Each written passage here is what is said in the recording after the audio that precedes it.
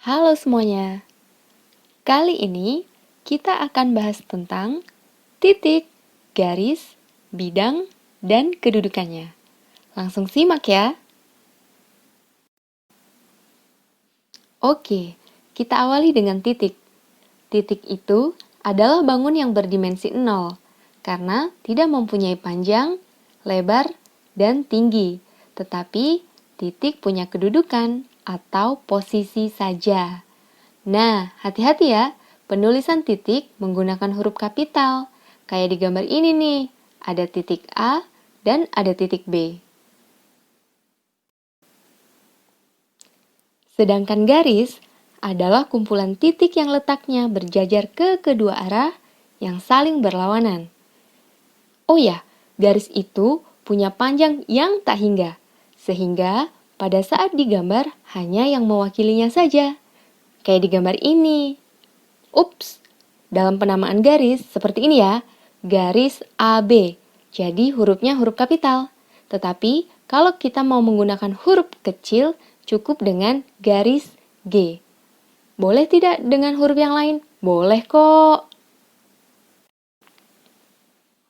Oh ya, selain garis ada juga ruas garis. Contohnya ini nih, ruas garis EF adalah bagian dari suatu garis yang dibatasi oleh titik E dan titik F. Nah, ruas garis EF ini punya ukuran panjang tertentu, sebesar jarak antara titik E dan titik F. Lanjut nih, kalau bidang apa ya? Bidang itu himpunan titik yang letaknya menyebar dan punya luas yang tak terbatas. Sehingga pada umumnya sih, bidang yang dilukis itu cukup yang mewakili saja, yang disebut dengan wakil bidang. Dan wakil bidang itu punya ukuran panjang dan juga lebar. Oh ya, kalau pada gambar ini, bidang ini kita kasih nama bidang ABCD, atau boleh juga dengan bidang alfa. Next, sekarang kita mau bahas tentang kedudukan titik, garis, dan bidang. Check it out! Yang pertama, kedudukan titik. Ada titik terletak pada garis dan berada di luar garis.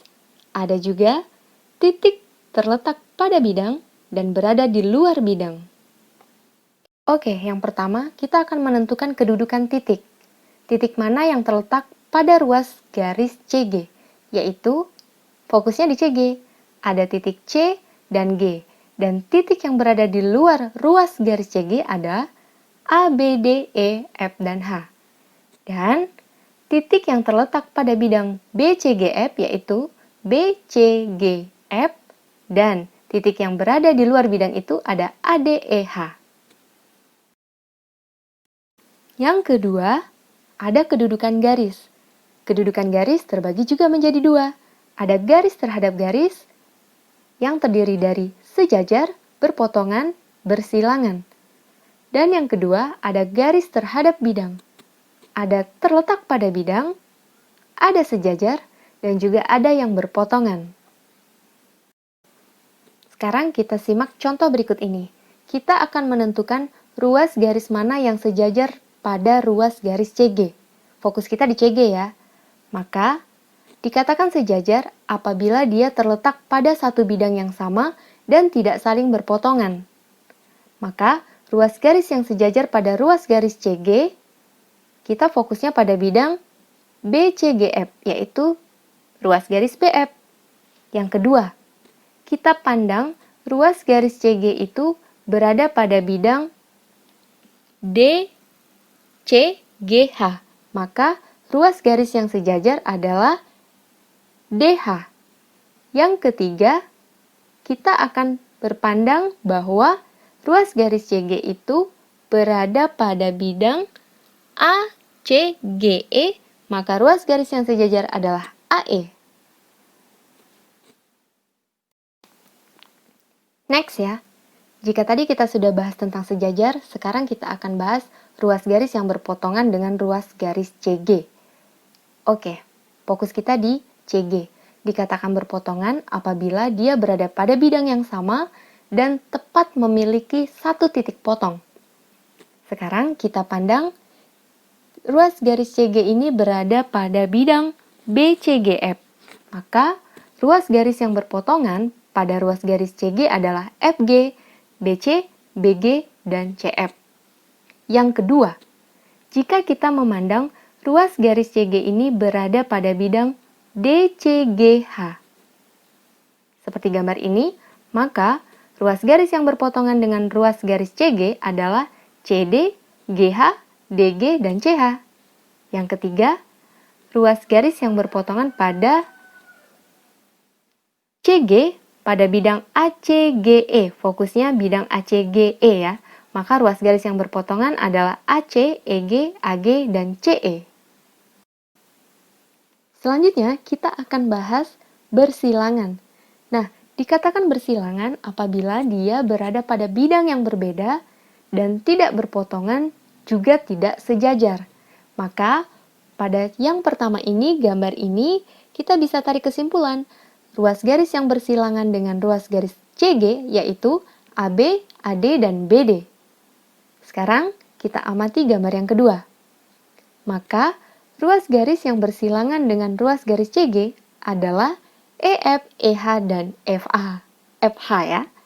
Yang ketiga, pada gambar ketiga ini, ruas garis yang bersilangan dengan ruas garis CG adalah AF dan DF. Yang keempat, pada gambar ini, maka ruas garis yang bersilangan dengan ruas garis CG adalah BE dan BH. Setelah tadi kita bahas tentang kedudukan ruas garis terhadap ruas garis ya, sekarang kita akan bahas kedudukan ruas garis terhadap bidang, yaitu bidang BCGF. Maka fokus kita di BCGF nih. Nah, ruas garis yang pertama nih, yang terletak pada bidang BCGF ada BC, kemudian ada CG, GF, dan FB. Kemudian yang kedua, ada ruas garis yang sejajar dengan bidang BCGF. Konsepnya sama ya, sejajar tadi. Tidak berpotongan, yaitu AD, DH, HE, dan EA. Yang ketiga, ruas garis yang berpotongan pada bidang BCGF. Ada banyak sekali nih. Maka, ruas garis tersebut adalah AB, DC, AC, dan sebagainya.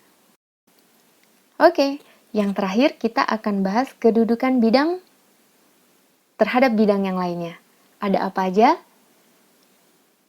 Ya, yang pertama ada sejajar, yang kedua ada berpotongan.